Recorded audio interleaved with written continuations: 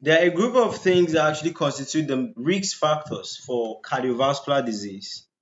All right, risk factor for developing heart failure, myocardial infarction, ischemic heart disease, coronary artery disease, different things. Okay, so these risk factors, they now what classify them into the ones that can be modifiable and the ones that are non-modifiable. Okay, so when they say something is modifiable, what do they mean?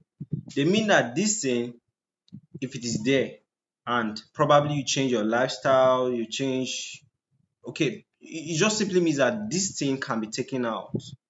All right, when they say something is modifiable, that means what? The thing can be cancelled out.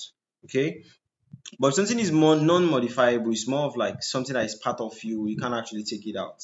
All right, so for cardiovascular disease, we have these factors like this, all right, which we'll be looking at.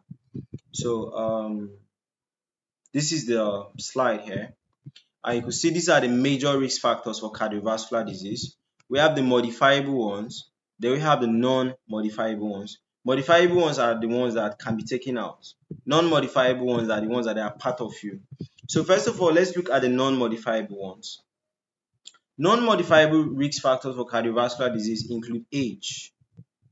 All right, age. Once you are 65, you are 65. You can't back down your age. Okay. Sex. Then if you have a family history of what? Cardiovascular disease. If cardiovascular disease actually runs in your family, if they actually discover it fast, you can now start doing all those preventive measures towards it. All right. But if you're just living your life carelessly, then you definitely end up with a cardiovascular disease.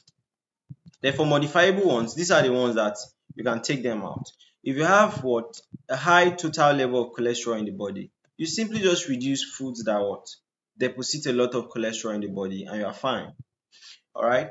If you have a high level of what? Non-high density lipoproteins, that's like you have other lipoproteins that are not high density lipoproteins, because high density lipoproteins are the good ones. All right, you can correct it. All right, by you now start taking foods that will give you the high density lipoproteins, right? Then if you have a high level of what? Low density lipoproteins, you can correct it by stop taking food that is giving you low density lipoproteins, then opt in for the high ones. If you have a low level of high density lipoproteins, you simply correct it by what? Start taking foods that have high density lipoproteins. Then diabetes mellitus, if you have hypertension, you start managing it, manage all the symptoms and all that, you're fine. If you smoke cigarettes, it's a factor too. Now, if you smoke cigarettes, you can just stop it, right? If you drink alcohol, you can just stop it, right? So using this image as a summary, we spoke about genes, that's the family history, we spoke about the age, then we spoke about gender. That's the non-modifiable. Right? Once it runs in your family, it runs in your family. You can only prevent it before time.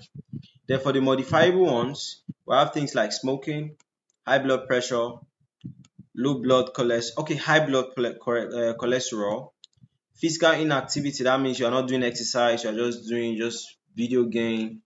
All right, you are not you have a sedentary lifestyle. All right. Then if you have diabetes too, that's what? Modifiable risks.